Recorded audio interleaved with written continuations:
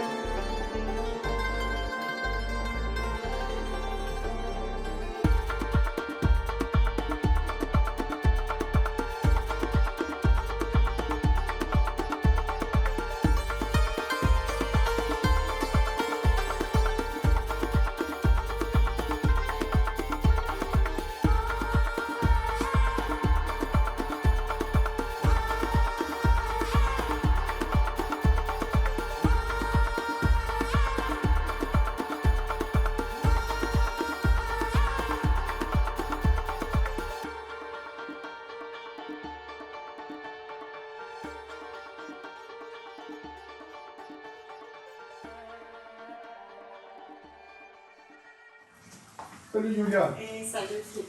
Ça va? Oui, Et salut bien, Philippe. bienvenue. Salut Jean-Claude. Tout va bien? Oui, impeccable. En tout cas, je vous remercie de nous recevoir dans votre boutique. Merci à toi. Plaisir. Et puis on se réjouit de découvrir votre univers. Votre calendrier d'Alibaba. Voilà. Alors, écoute, je vous On y suis. va? Oui, alors sans autre. Magnifique. Alors je te suis.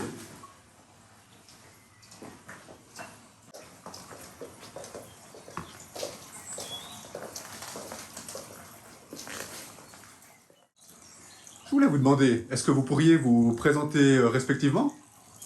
Mais volontiers. Je m'appelle Jean-Claude. Et Julien. Julien. Et ça fait plus de 25 ans qu'on fait des expéditions un peu partout dans le monde. On est des passionnés de minéralogie. On va chercher des minéraux très rares, un peu partout dans le monde, dans les quatre coins du monde. Surtout des endroits, on va dire, très froids ou très chauds. Comme par On aime exemple les la extrêmes, Sibérie. apparemment. Voilà, les extrêmes. On adore les extrêmes.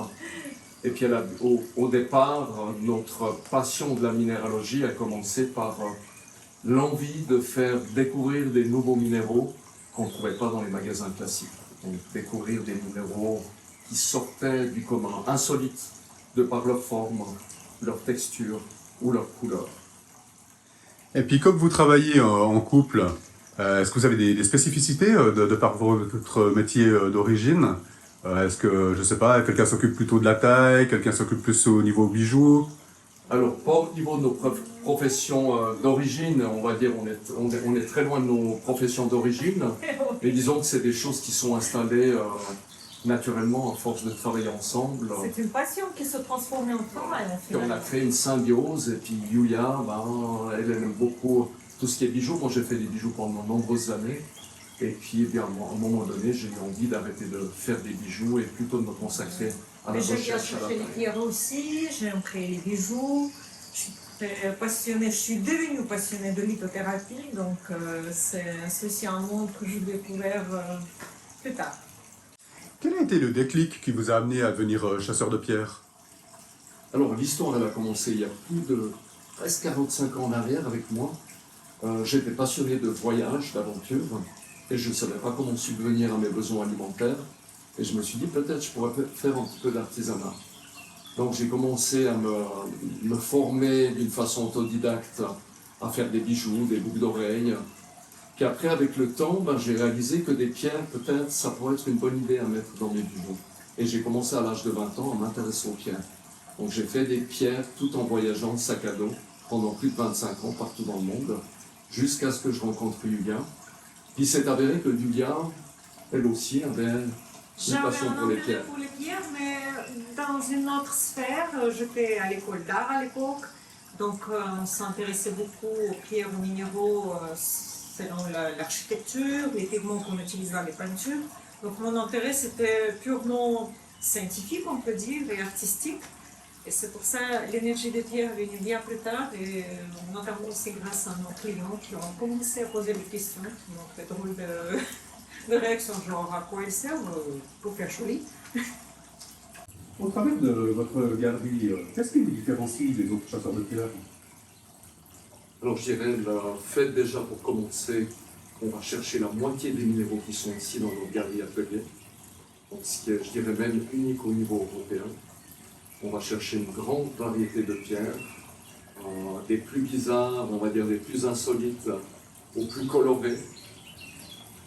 Et le reste, par contre, des pierres, pour les 50% restants, sur les 50%, on a 40% des pierres qu'on va chercher dans les pays d'origine. Donc ce ne sont pas des pierres qu'on va extraire de nous-mêmes, ce sont des pierres qu'on va acheter ou à des collègues, ou tout simplement des propriétaires mines, ou à des mineurs, ou à des amis qui ont trouvé ces pierres eux-mêmes et qu'on présente ici.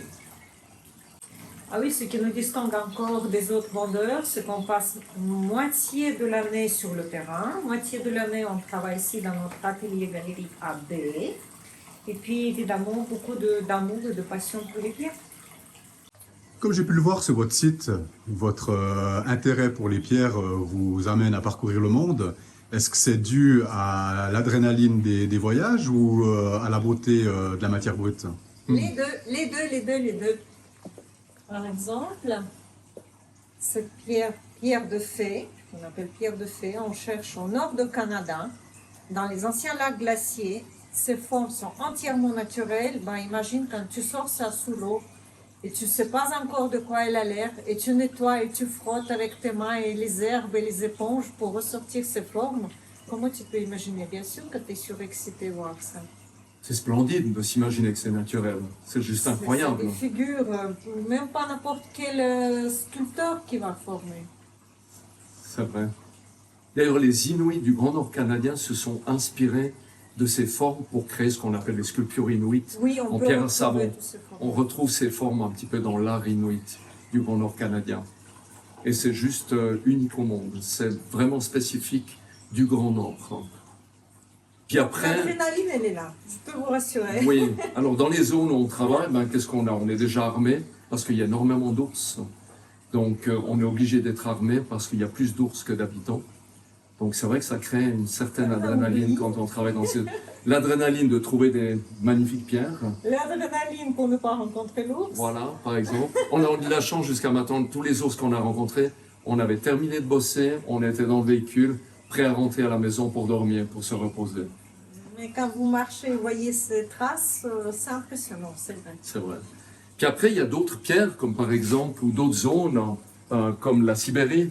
On s'est spécialisé pendant de nombreuses années sur la Sibérie. On a trouvé, par exemple, ces géodes d'azurite, extrêmement rares à la frontière du Kazakhstan. Donc ça, c'est des expéditions qui sont très prenantes en termes de logistique, puisqu'on a fait, j'ai fait à peu près 16 000 km avec mon véhicule, donc c'est 16 jours de conduite, 1000 km par jour, des routes parmi les pires sur la planète. Mais après, le résultat, voilà, on comprend à la fin, quand on a fait tous ces milliers de kilomètres, pourquoi on les a fait. Ou parfois, j'ai un de mes meilleurs amis qui a découvert une nouvelle association de minéraux à la frontière mongole, donc il y a quelques années en arrière, qui m'a dit, écoute, il faut qu'on aille tout de suite avant que d'autres personnes la trouvent, donc prends ta bagnole, tes clics et tes claques, ton burin et ton marteau, et puis let's go, quoi.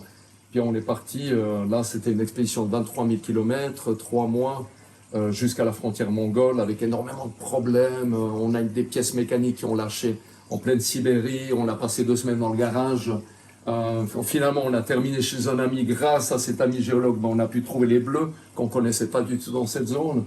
Donc c'est vraiment un mélange et d'esthétisme, de voyage, de rencontres, des rencontres avec des gens. Je ne sais pas si tu te souviens à l'époque, quand on était en Namibie, des rencontres avec les Imbas. Ça c'est aussi spectaculaire, c'est mémorable.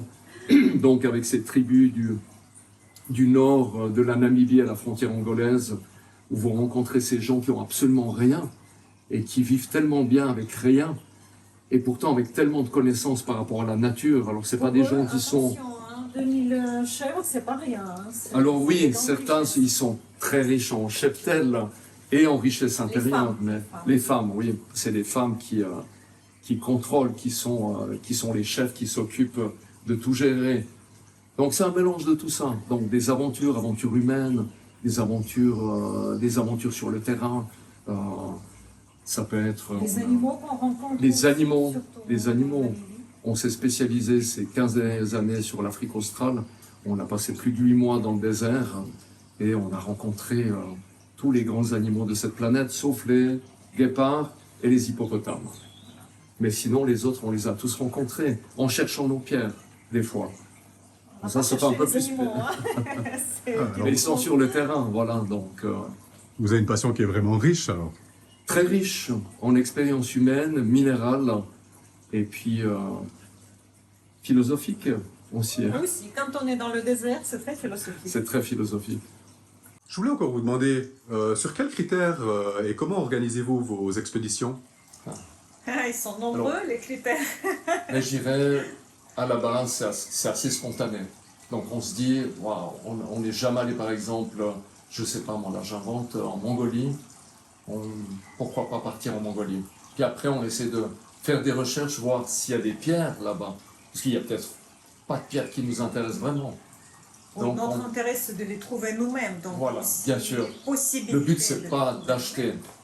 Donc c'est de comprendre le terrain, de savoir dans quel genre de milieu on va chercher les pierres. Après, si c'est dans une mine, est-ce qu'on a envie à ce moment-là de travailler dans une mine? Pourquoi pas? Parce qu'on a travaillé Ou est-ce pendant qu'on a de nombreuses le années droit dans les de mines. travailler dans une mine aussi? Oui, alors au niveau des autorisations, de toute façon, ça c'est une question qui nous est souvent posée. Par exemple, est-ce que vous avez des autorisations? Alors on fait un peu d'humour ici avec nos clients en Suisse, puis on leur explique que eux travaillent illégalement quand ils cherchent des pierres, et nous on travaille toujours légalement. Puis ils sont surpris parce qu'ils pensaient que c'était le contraire, que nous on travaille illégalement et eux travaillent légalement.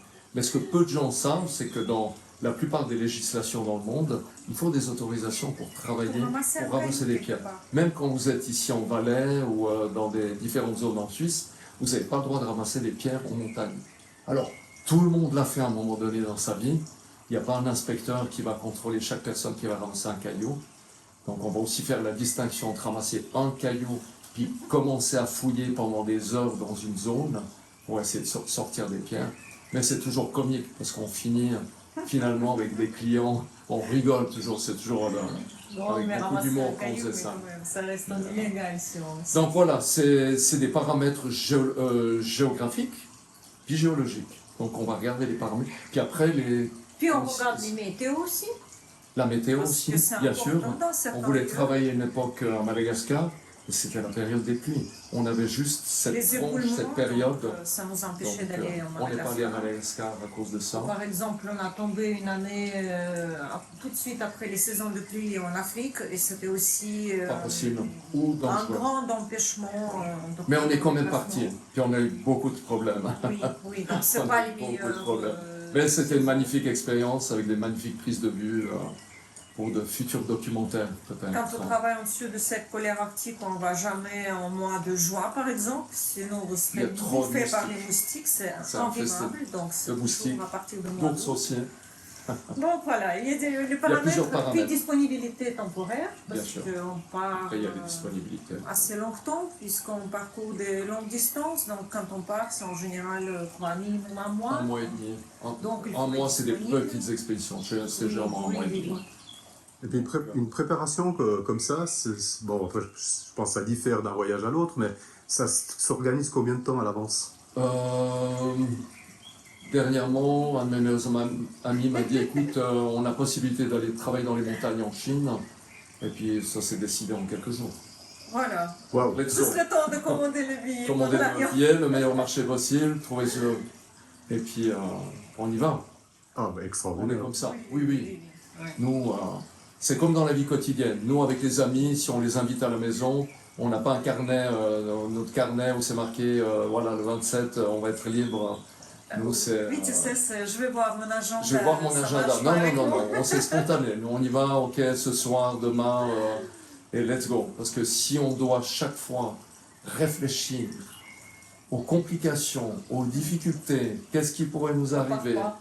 on part pas. Oui. Parce que la plupart des endroits où on va, c'est des zones un peu compliquées. En fin de compte, vous vivez l'instant présent. On vit l'instant présent. Oui. La plupart du temps, pas toujours. Mais la plupart du temps. On essaye. Ah bah, superbe philosophie.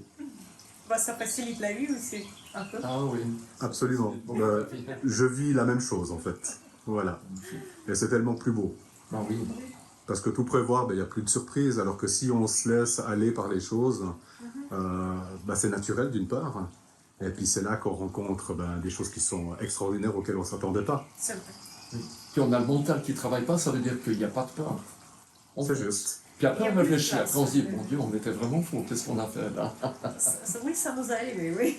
Et puis une année plus tard, ça fait des sujets de discussion. Voilà. Exactement. Exact. Et de rire. Et de rire.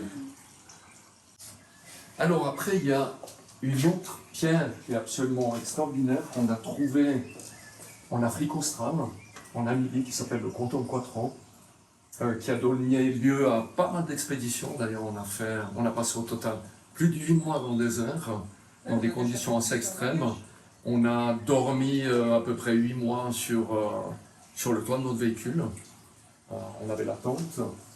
Et on a rencontré des gens extraordinaires, des mineurs, des femmes de mineurs. On a travaillé même avec eux dans les montagnes, dans certaines zones. Ça a été très compliqué à gérer ou à convaincre les gens. Par exemple, dans une zone, on a pu travailler, mais la condition auquel on adhérait totalement, ça faisait partie de notre philosophie, on nous a exigé d'acheter à tous les mineurs des pierres qu'ils avaient trouvées, en échange de nous montrer un endroit où on a pu travailler. Puis pour nous, c'était évident, il n'y avait pas de problème. Donc on a acheté à tous ces mineurs des pierres, puis tout le monde était content. On a pu ramasser des pierres avec eux, ils nous ont vendu des pierres, c'était un échange extraordinaire. Et puis dans ces zones, ce qu'il faut savoir, c'est qu'en Namibie, 90%, plus de 90%, ce sont des pistes. Il n'y a pas d'asphalte. Donc on roule sans arrêt sur du sable. Et il y a des paysages, mais à couper le souffle. C'est des milliers de kilomètres avec des animaux sauvages partout et très peu d'habitants. Des fois, on voyait des habitants sortir d'une colline, on se disait, mais qu'est-ce qu'ils font là? Comment ils peuvent vivre dans ces endroits-là? Donc ça, c'est une pièce, c'est un minerai de cuivre à la base, avec différentes associations de cuivre. Après, Yulia a fait des montages, parce que maintenant, c'est elle qui fait les grandes créations de bijoux. Hein. Elle est passionnée de tout ce qui est création, bijoux, bracelets, colliers, pendentifs. C'est une grande spécialiste pour les combinaisons de couleurs. Elle a un talent que j'ai rarement vu dans ma vie, parce que moi, là-bas, j'étais bijoutier designer, mais autodidacte, comme j'avais déjà expliqué. Et elle a vraiment le sens de combiner les couleurs. C'est pas donné à tout le monde de savoir comment combiner les couleurs pour qu'elles soient harmonieuses, que ce soit pour un vêtement, pour la décoration. Parce qu'à part ça, elle l'a pas dit, mais elle fait aussi un petit peu de peinture. Elle fait même beaucoup de peinture. Donc voilà, ça c'est une des grandes aventures, nombreuses aventures qu'on a eues durant nos voyages, l'Afrique australe. Et dans vos expéditions, quelle était la pierre qui a été la plus difficile à extraire? Alors, toi, t'en as pas eu, vraiment? Non. Ça prenait du temps et tout. Mais vraiment, celle qui était la plus dure, alors c'est une expédition que j'ai faite justement en Sibérie, à la frontière mongole. Ça, c'est une pierre que j'ai justement ici. C'est une pierre très particulière, c'est une association de plusieurs minéraux qui n'avaient jamais été découverts avant, mais qui a une particularité, c'est qu'elle est magnétique. Donc là, j'ai mis des aimants dessus pour montrer. Là, ça tient. Mais une autre des particularités, c'est que si tu la mets, bien sûr, si tu mets de la magnétite sur une boussole, ben, ça va la faire bouger. Là, j'ai justement une boussole, et je vais vous montrer ça.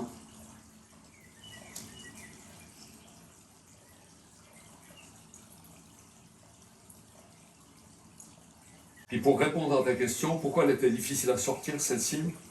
Imagine-toi, tu as une masse de 5 kilos dans les mains, tu tapes là-dessus et la masse rebondit. Tu peux taper, taper, taper, il n'y a rien qui casse. C'était très frustrant. J'ai trouvé un monstre bloc à un moment donné qui devait faire au moins 1 tonne avec des magnifiques pièces dessus, mais impossible à extraire. T'as beau taper dessus, il n'y a rien qui part. Sauf la pyrite qui est en surface, mais là tu vas l'abîmer, donc c'est dommage. Mais c'était extrêmement dur. Donc toutes les pièces qu'on a pu sortir de cette zone-là, c'était uniquement des pièces qui étaient détachées. Parce que ça ne servait à rien de taper dessus. On ne peut rien faire. Puis j'ai pu uniquement les dégrossir une fois en Suisse avec ma scie en diamant et puis les scier. Parce que j'ai oublié de dire, mais nous scions aussi nos pierres. Donc on passe, une fois qu'on a ramené ces pierres d'expédition géologique, on va les tailler dans notre atelier et puis on va les scier avec une scie en diamant. Et puis ça, c'est la partie la plus excitante. Comment sais-tu, en voyant une pierre qui est poussiéreuse, comme quoi elle peut avoir un trésor à l'intérieur? Alors on le sait pas vraiment. Après, je dirais c'est l'expérience, en regardant la pierre, en l'analysant. Des fois, juste le fait de la plonger dans l'eau ou de la mouiller va révéler des couleurs ou des teintes que tu ne vois pas au moment où tu la trouves. Donc je dirais déjà dans un premier temps, tu la nettoies sous l'eau, tu regardes si tu arrives à comprendre. Puis après, juste le fait de savoir quel type de pierre, si tu sais déjà quel type de pierre c'est, tu vas savoir quelles sont tes chances ou les probabilités de trouver quelque chose à l'intérieur. Mais le test final, c'est scier. Une fois de retour à l'atelier, comment tu trouves en fin de compte la manière dont il faut tailler une pierre? Est-ce que c'est elle qui t'inspire de comment tu dois la travailler ou pas? Oui, je me laisse généralement inspirer par la pierre, par sa forme. Et puis, des fois, si la forme m'inspire rien dans un premier temps, donc juste le fait de la scier va me donner déjà une petite indication de sa structure à l'intérieur. Et puis, je vais pouvoir savoir comment la tailler. Si j'ai un exemple ici. Là, j'ai un exemple. Ça, c'est une pierre que j'ai trouvée dans le désert en Namibie. C'est une fluorite. J'en ai même une autre ici, qu'on a ramenée de la Volga. Et si tu vas à l'extérieur, elle était très terne. On ne voyait pas grand-chose. Celle-ci aussi, elle était complètement couverte. Et le fait de commencer à tailler à l'intérieur, ça l'a révélé. Puis j'ai pas voulu enlever tous les cristaux, donc j'ai laissé une partie brute, une partie sauvage, puis une partie polie. Puis ça me parlait comme ça. Est-ce que tu aurais un exemple que tu pourrais nous montrer lorsque tu fais une taille, justement quand on te dit la pierre s'illumine? Est-ce qu'il y a quelque chose qui peut ressembler à ça? J'ai justement ici une pièce à ta droite, à ma gauche ici. Alors regarde, là tu as un bon exemple d'une pierre brute. C'est comme ça qu'on l'a trouvée à la base. Puis au moment du sciage, tadam! Ah, waouh! Puis là, la pierre sourit et toi, tu souris encore plus. Effectivement. Tu vois la différence? Incroyable. Bon, là, elle est déjà belle, il y a du bleu, mais là, c'est encore plus spectaculaire. Quelle est la sensation que tu ressens lorsque tu transformes une matière brute, justement, en une pierre qui brille?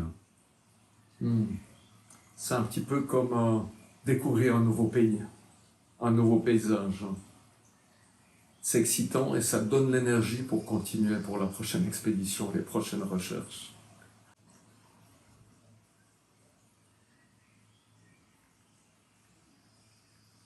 Dis-moi, Yulia, quand Jean-Claude te confie une pierre fraîchement taillée, quel est ton premier réflexe? Bon, les idées, je n'ai presque tout de suite. Comme on dit, ça vient comme un popcorn qui explose dans la tête. Donc, mais c'est comme pour la taille, c'est toujours la pierre qui commande. Donc j'observe, je regarde les veines, j'essaie de mettre toujours en valeur ce que j'appelle le caractère de la pierre. Ça peut être des petites veines, ça peut être des petites inclusions, des choses comme ça. J'aime bien mettre ça en valeur et c'est toujours la pierre qui commande ou mes idées, parfois qui prennent le dessus. On adapte. Et lors de la confection de bijoux, comment travailles-tu en fin de compte ce qui vient autour du bijou pour qu'en fin de compte ça sublime la pierre mais sans pour autant lui voler la vedette? La pierre, ça reste toujours la star de la création, donc le but c'est de la mettre en valeur évidemment pour montrer toute la beauté de la pierre, son côté naturel aussi. J'essaie de minimaliser le fioriture autour. Puis ma spécialité aussi c'est de créer des bijoux thématiques, par exemple au niveau de lithothérapie. La personne arrive vers moi, elle dit j'aimerais travailler sur ça, ça, ça, et moi je crée des projets au niveau de thérapie. Et puis, ma deuxième passion, c'est faire une collection que j'ai nommée Litho Art, parce que j'adore l'art. Donc, je prends des tableaux de maîtres connus ou parfois peu connus, ou les maîtres que je découvre moi-même durant le processus, et je reproduis les tableaux dans mon bijou. Donc, je reproduis toutes les couleurs. C'est tout un travail, évidemment, hein. Il faut retrouver les perles qui correspond au niveau des couleurs et je fais les bijoux qui représentent un tableau. Waouh! C'est un travail de longue haleine alors? Oui, mais c'est très passionnant, j'adore faire ça et je répète jamais les bracelets, par exemple les colliers, c'est toujours des pièces uniques et je fais ça, j'adore faire ça.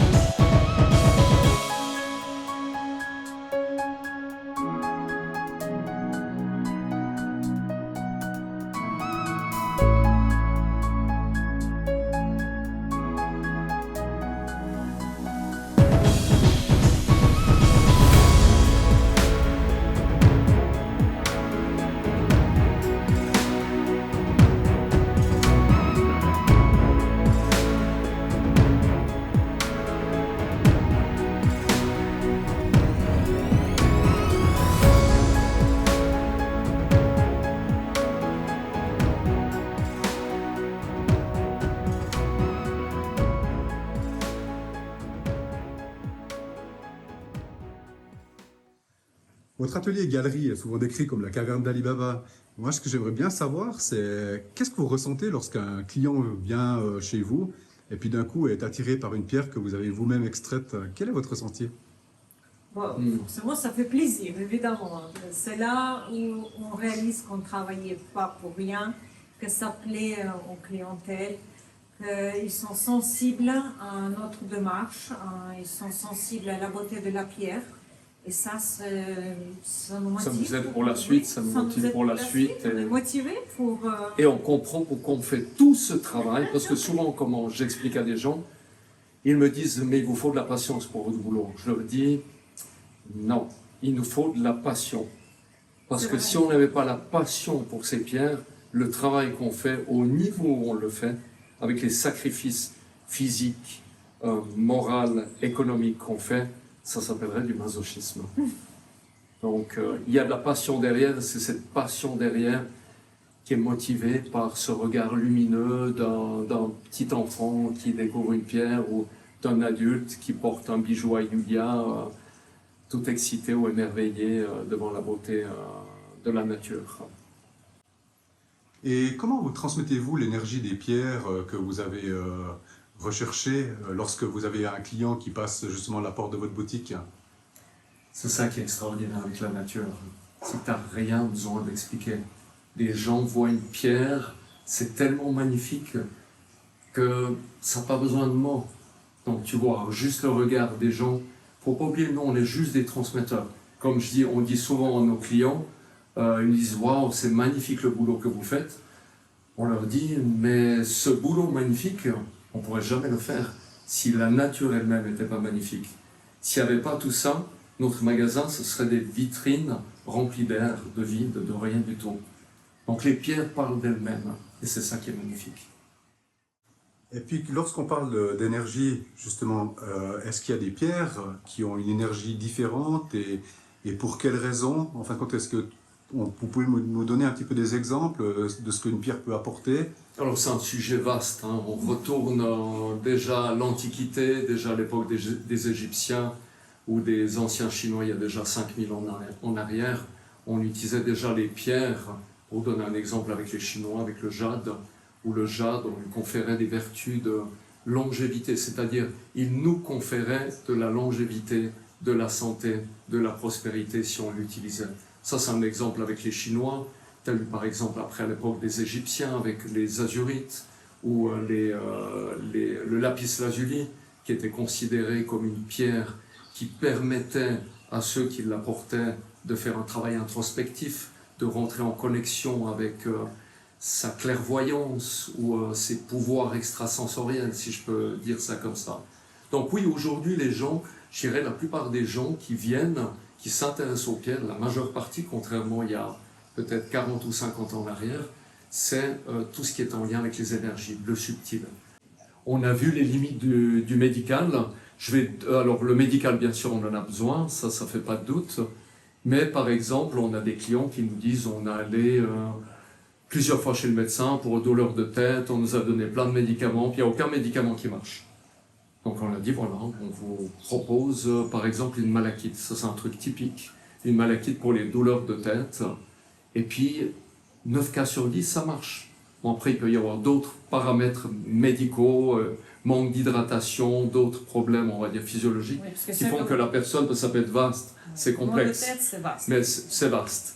Ou par exemple, un truc encore plus typique, les colliers pour les bébés, pour les douleurs. J'ai encore un parent dernièrement qui m'a dit « mais c'est incroyable, on ne comprend pas comment ça fonctionne. Je mets le collier d'ambre au bébé, et puis peu de temps après, il pleure plus, il n'y a plus de douleur. Ça marche. On a des centaines, nous on a des centaines de gens qui nous ont dit on s'est débarrassé, ou nos enfants, nos bébés sont débarrassés de ces douleurs. J'ai tout un cahier, pendant des années, je fais des notes de collecter les infos des témoignages, vraiment et c'est impressionnant. très flagrant, qui se répètent, je fais des notes pendant des années pour ça. Alors c'est quand même quelque chose d'incroyable, donc il y a quand même quelque chose qui émane en fin de compte des minéraux. Alors il y a quelque chose, peut-être pas. D'un point de vue scientifique, il n'y a rien du tout. D'un point de vue, on va dire, énergétique, il y a quelque chose, mais on n'arrive pas à le prouver.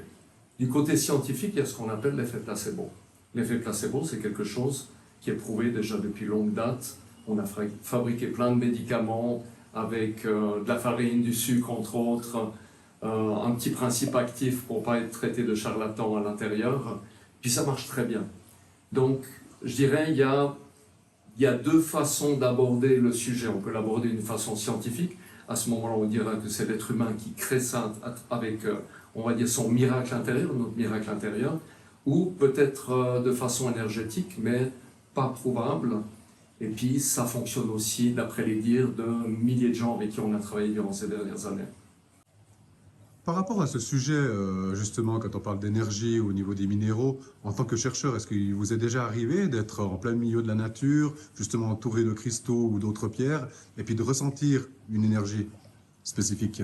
Alors, je dirais que dans tous les endroits où tu peux travailler, il y a une ADN. C'est comme si tu vas en Suisse allemande ou à Genève, tu vas sentir des énergies différentes, ou en Afrique, ou au Groenland, il y a une atmosphère, ce que moi j'appelle des atmosphères. Puis chaque endroit a ses atmosphères spécifiques, donc il y a des énergies spécifiques. Puis pour te raconter une petite anecdote qui m'est arrivée il y a des années en arrière, j'étais dans le désert au centre de la Namibie, on cherchait des fluorines avec Julia puis 2 amis à moi, et j'ai dû me reposer à un moment donné, parce qu'il faut que je me repose à force de taper sur le caillou.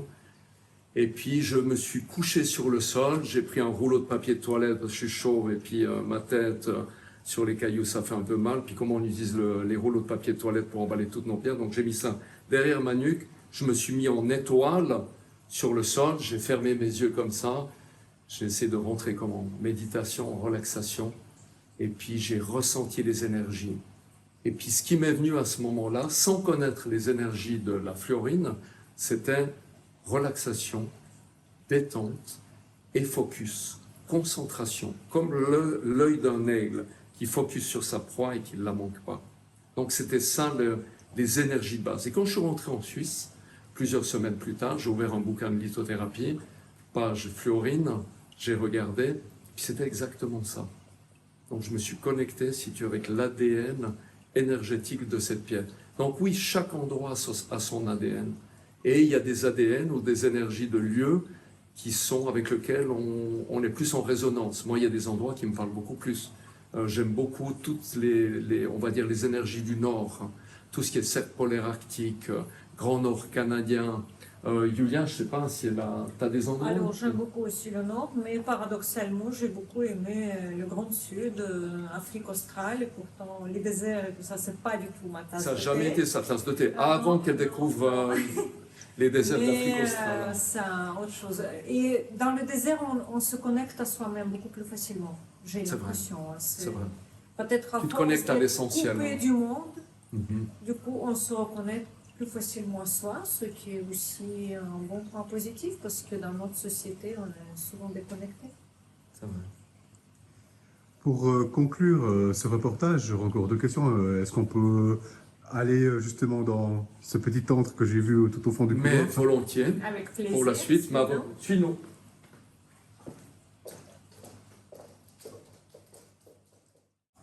Quel regard, après tant d'années, vous portez sur votre parcours qui est quand même atypique?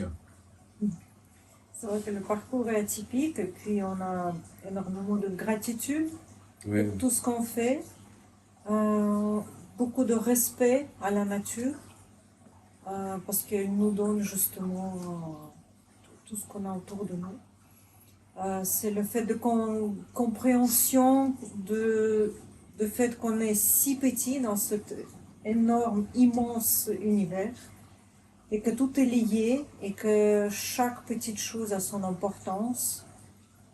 Et je crois que notre chemin n'est pas encore fini. J'espère. En tout cas, je vous le souhaite. Il y a J'espère, beaucoup on de le souhaite. routes encore à faire, Il y a des années en et arrière, des pistes de route, et des pistes de route, bien sûr, et des projets. Si C'est- on a encore la possibilité, j'espère, on espère. On touche du bon bois de manguier bois. indien. Il y a des années en arrière, on a eu plusieurs clients qui sont venus à notre stand. Et je me souviens toujours de ce monsieur qui devait avoir une 70aine d'années, qui est venu au stand, qui a regardé nos pierres, puis qui m'a posé la question d'une façon un peu dédaigneuse. Mais ça sert à quoi ces cailloux?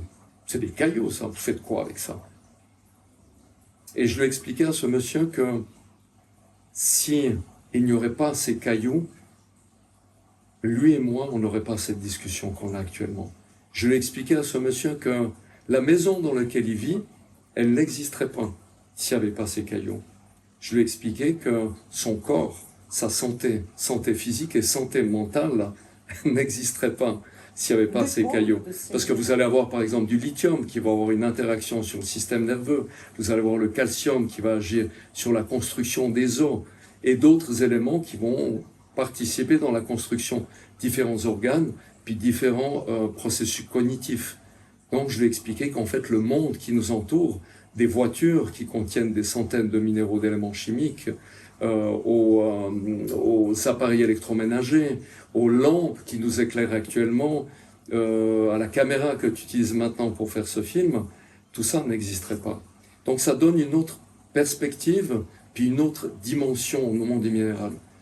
Donc je dirais qu'au fil des années, le plaisir qu'on a eu, avec du recul, c'est d'enseigner d'une humble façon. Bien sûr, on n'est ni des scientifiques, ni des très grands connaisseurs, même en minéralogie, même si nous avons quand même 45 ans, moi j'ai 45 ans d'expérience dans ce domaine, Julia en a 26, on reste quand même des débutants. On a appris avec les années aussi que je me souviens toujours quand j'avais 20-25 ans et les gens me demandaient si je connaissais les pierres, ma réponse était souvent que je suis un spécialiste.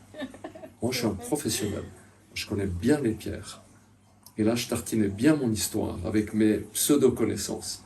Et avec du recul, et surtout à force d'avoir côtoyé un très bon ami à moi et à Julia aussi, avec lequel on fait des expériences partout dans le monde, qui est un très grand minéralogiste, j'ai appris à être humble. Puis j'ai compris que je ne connaissais rien du tout en fait en minéralogie et dans les pierres, où je connaissais très peu. En fait, on a appris le fait que plus on sait, moins on sait.